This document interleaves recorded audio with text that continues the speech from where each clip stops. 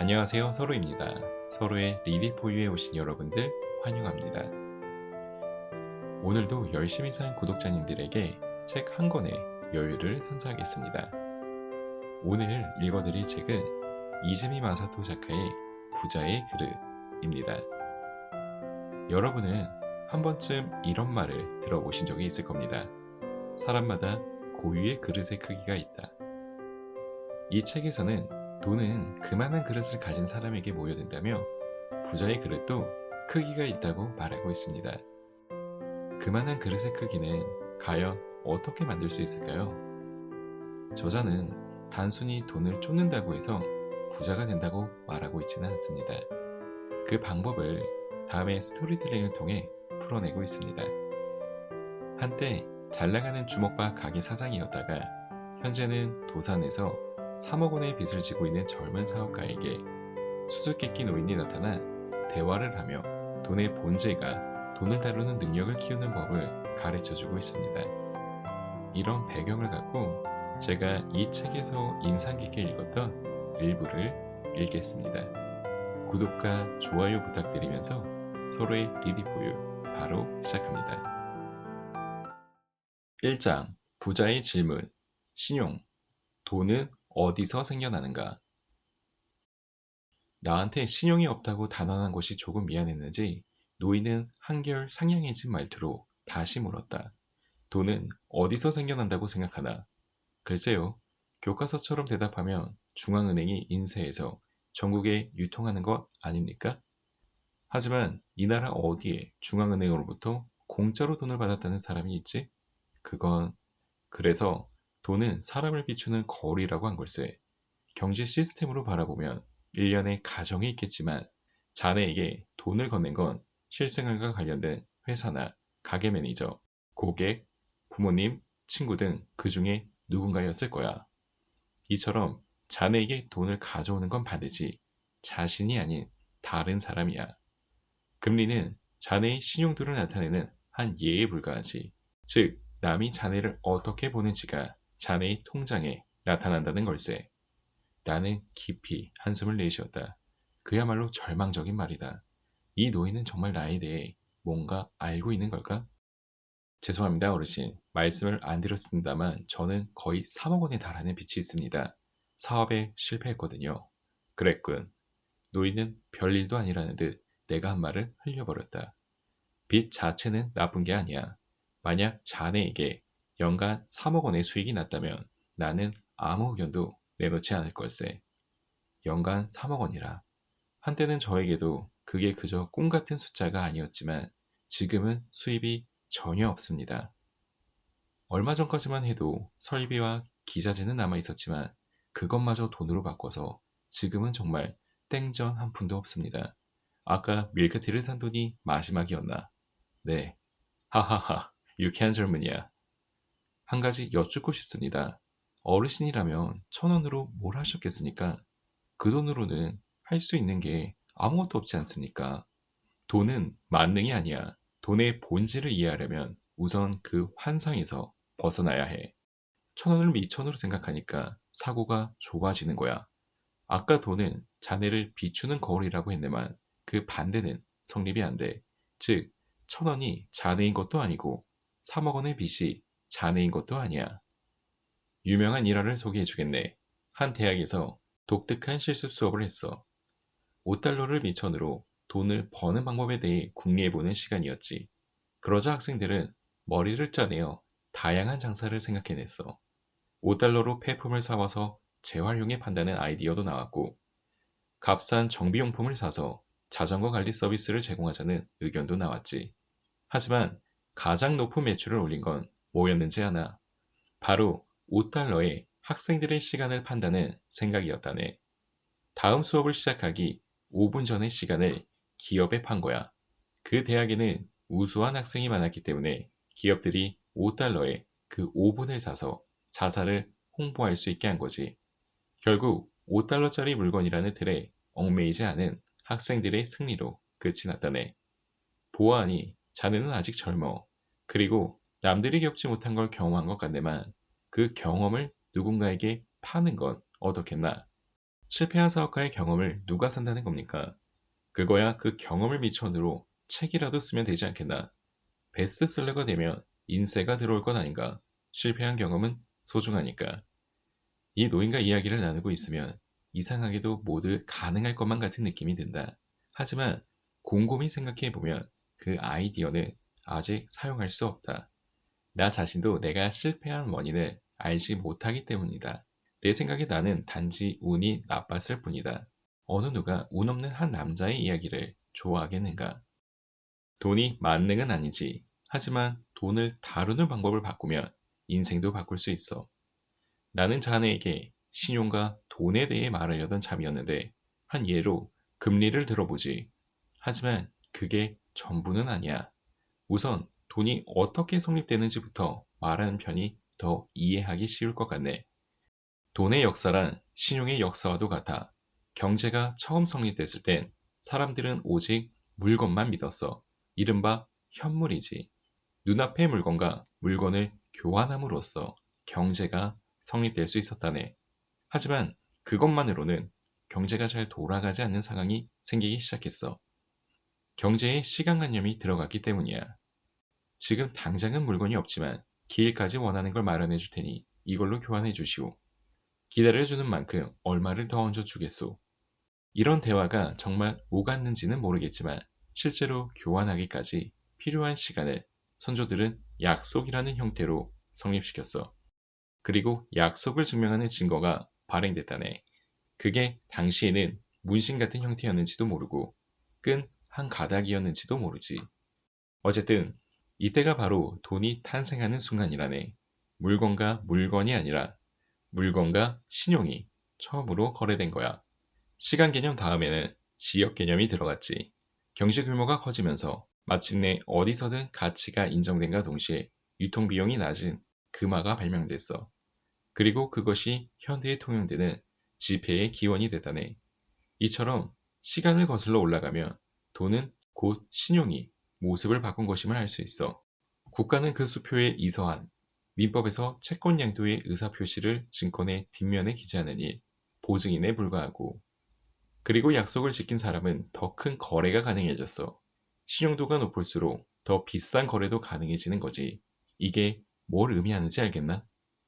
신용이 생기면 돈이 생긴다는 겁니까? 맞아. 바로 그거야. 부자는 신용의 힘을 알고 있어. 그래서 반드시 약속을 지키려고 하고 남의 믿음에 부응하려고 하지. 돈은 남으로부터 오는 거니까. 마침내 신용은 커다란 돈을 낳고 그 사람이 가질 수 있는 돈의 크기도 자연히 커져.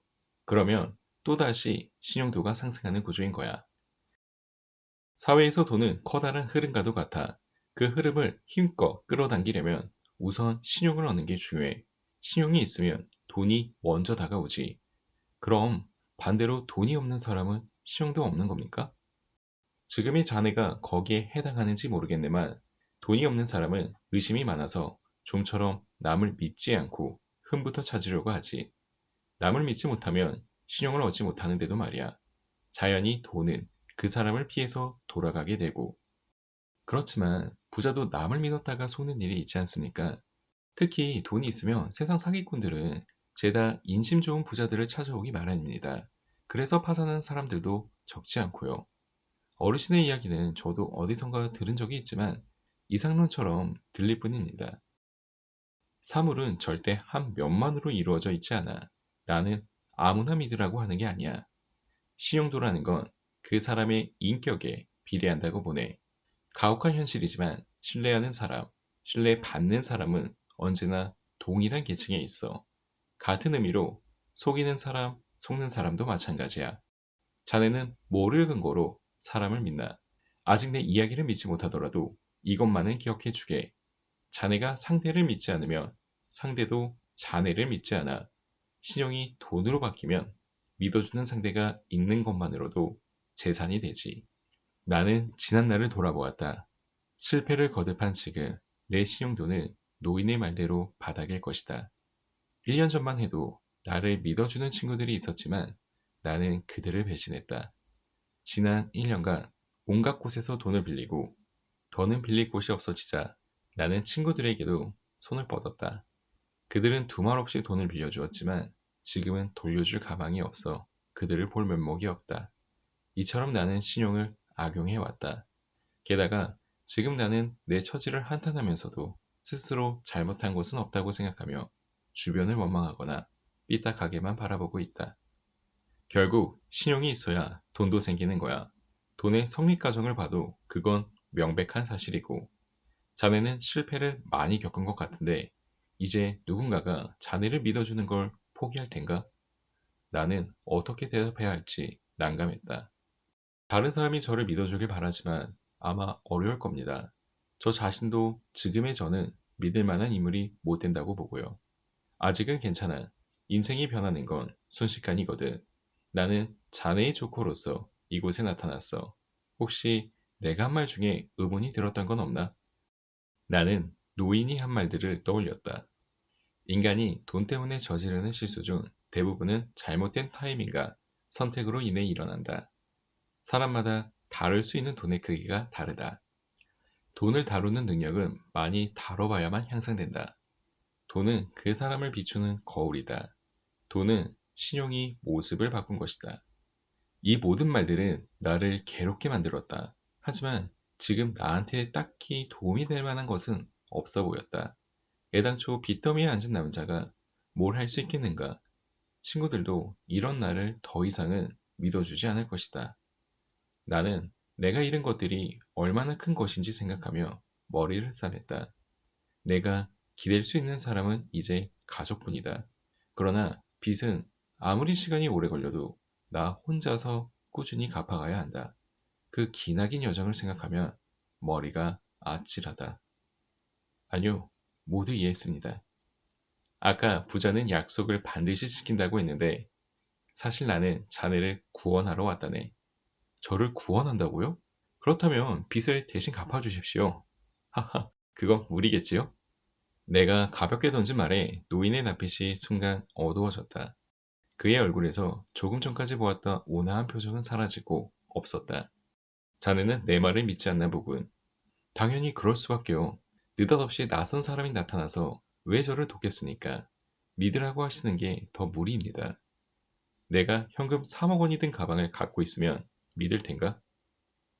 죄송합니다. 제 말이 언짢으셨다면 사과드립니다. 저도 어르신 말씀을 전혀 못 믿는 건 아니. 설령 내가 지금 자네에게 현금 3억 원을 줬다고 해보게. 그걸 자네는 어떻게 쓸 텐가? 분명 먼저 빚을 갚겠지. 하지만 그게 끝이 아니야. 어차피 똑같은 실패를 되풀이하게 되거든. 돈에 농락당하는 수많은 사람들이 건든 길이지. 아닙니다. 분명 다시 한번 기회가 오면 뭔가 이 노인 앞에서 나는 큰 소리를 칠 용기가 없었다. 솔직히 과거로 돌아가서 다시 시작한다 해도 결과는 마찬가지일 것 같다. 어르신, 아니 조커님이라고 부르면 됩니까? 그러면 지금부터 제 이야기를 들어주시지 않겠습니까? 제가 왜 지금 여기서 이렇게 방황하고 있는지 조커님께 속 시원히 털어놓고 싶습니다. 강장 주변에서는 백화점의 장식용 전등이 반짝였다. 하늘은 이미 캄캄해졌지만 그 불빛이 우리 두 사람을 밝게 비추고 있었다. 아직 이 노인의 정체를 제대로 알지는 못하지만 나는 지난 3년간 있었던 일을 털어놓기로 결심했다. 그러자 이상하게도 더 이상 추위가 느껴지지 않았다. 2장 부자의 고백. 부채. 빚만큼 돈을 배우는데 좋은 교재는 없다. 노인은 도무지 알 수 없는 표정으로 내 이야기에 귀를 기울이고 있었다. 만약 이 노인이 당시의 나를 봤다면 뭐라고 했을까? 오탄이라는 말주변 좋은 남자의 말에 넘어가려는 나를 제지했을까? 사실 그건 아무도 모른다. 당시 나는 마침내 기회가 찾아왔다는 확신으로 가득 찼었으니까. 그것은 분명 은행에서 지루한 일을 견디며 오랫동안 기다려온 기회가 틀림없었다. 이제 근처에 있는 큰 회사에 퇴근 시간이 온 걸까? 비슷한 복장을 한 직장인 무리가 일제히 우리 앞을 지나쳐 역으로 향하고 있었다. 거리는 어느새 어두워져 모든 사람이 검게 보였다. 그들은 한결같이 수수한 톤의 양복을 입고 있어 요컨대 검은 양복 군단과 같은 인상을 주었다. 하지만 그들에게도 각기 돌아갈 집이 있고 가족이 있다는 사실을 떠올리자 비현실적인 느낌은 호공으로 사라져 버렸다. 곧이어 초등학생 정도 되어 보이는 여자아이가 엄마와 함께 백화점에서 나왔다. 새로 산 치마가 아주 마음에 드는지 강장 근처에서 몇 번이나 빙그르르 돌면서 치마가 하늘거리는 모습을 즐기고 있었다. 엄마도 그 모습을 보며 만족스러워하는 듯 했지만 갈 길이 바쁜지 여자아이의 손을 끌고 서둘러 자리를 떴다. 그 아이가 근처에 있는 동안 나도 모르게 이야기를 중단하고 말았다. 노인도 아무 말이 없었던 것을 보며 나와 똑같은 기분을 느꼈던 모양이다. 시야에서 그 아이가 사라지자 나는 마음 한편이 매우 쓸쓸해졌다. 우리는 여자아이가 남긴 여운을 간직한 채 곧 이야기를 재개했다. 저는 이미 마음을 거의 굳혔다고 생각했지만 역시나 가장 큰 걱정은 식구들이더군요. 7년 전에 결혼해서 사랑스러운 딸도 하나 있었죠. 자네가 벌어서 식솔들을 먹여 살리고 있었던 거구먼. 네, 아내는 출산하면서 직장을 그만둔 전업주부였습니다. 애가 크면 다시 일을 할 수도 있었지만 애가 몸이 약하다 보니 직접 돌봐야 해서 집에 있게 됐죠. 그러니 실패라도 하면 아내와 아이를 오갈 데 없이 만들 수도 있는 상황이었습니다. 그래서 은행을 그만두는 게 망설여졌고요. 음, 그건 다 생각하기 나름이야. 은행을 계속 다니면 안정되긴 하지만 은행원이 안정된 직업이 아닌 건 많은 사람이 알고 있어. 특히 남자들은 식구들 덕에 힘을 낼 수 있지. 꼭 은행원이 아니더라도 자네가 노력만 한다면 무얼 하든 잘 되는 법이야. 하지만 식구들이 부담을 더 지게 될까봐 걱정됐기 때문에 저는 오타니에게 조건을 걸었습니다. 어떤 조건 말인가? 대출 없이 시작하는 겁니다. 대출 없이 시작했다면 자기 자금을 상당히 출자했다는 건데, 네, 각자 5천만 원씩 냈습니다. 노인은 간자놀이 근처를 긁적이더니 나지막한 음성으로 천천히 말했다. 그렇다면 자네는 빚 없이 시작하면 안심할 수 있다고 생각했던 거로구먼. 물론 생각처럼 안 된 것 같네만. 빚이라는 건 정말 신기하단 말이지. 사람에 따라서는 계속 얻는 편이 좋다는 사람도 있고, 빚이라면 무조건 싫다는 사람도 있어. 그런데 말일세, 사람들은 회사가 문을 닫거나 개인이 자기 파산하는 원인이 빚 때문이라고 생각하지만 사실은 수중에 돈이 없어지기 때문이야. 사실 이는 경영하는 사람들에게는 당연한 말이야. 그런데 보통 사람들은 실패를 빚 탓으로 돌리고 생각을 멈추지. 빚을 진 것 자체를 나쁘다고 생각하거든. 그러나 실제로는 빚 덕분에 도산을 면하는 회사도 아주 많이 존재한다네. 특히 일본인은 빚을 싫어한 나머지 돈의 성질에 대해 배울 기회까지 잃고 있어. 빚만큼 돈을 배우는데 좋은 교재는 없는데도 말이야. 빚을 잘 지면 좋은 경영자라고들 하지요. 저한테는 무리였지만. 그렇게 비관하지는 말게. 아까 말했잖아. 될 때까지 배틀을 휘두르는 경험이 중요하다고. 자네는 한때 경영자였으니 빚에 대해 어떻게 생각하는지 말해주겠나? 네, 매달 지불해야 하는 부채라고 생각합니다. 대차 대조표상에서는 대변, 우측 부분, 장부상으로는 매달 일정한 지출액이 되는 부분이지요. 맞는 말이야. 그리고 빚이라는 말을 떠올리면 금리도 떠오를 거야. 내가 맨 처음 자네에게 말하려고 했던 것도 금리였다네. 내가 돈에 대해 배우기 시작했을 때, 즉, 사회인이 되고 나서 처음 부닥친 의문이 바로 이 금리였어. 자네도 궁금하지 않나? 애당초 왜 금리라는 것이 존재하는지. 이에 대해 내가 존경하는 한 경영자는 이렇게 말했다네. 빚은 결코 나쁜 게 아니다. 부채와 금리를 잘만 다루면 오히려 경영에 많은 도움이 된다. 부채 금액은 균형을 보고 정하고 금리는 그 돈을 조달하기 위한 비용이라고 생각하면 가장 합리적이다. 그 뒤 회계학을 공부하면서 금리가 꼭 비용이라는 사고방식이 아주 타당하다는 걸 알았어. 다시 말해, 부채는 재료, 금리는 조달 비용이라고 생각하는 거지. 이건 회계나 경영을 하는 사람에게 있는 공통된 사고방식이야. 조금 고차원적인 생각이네요.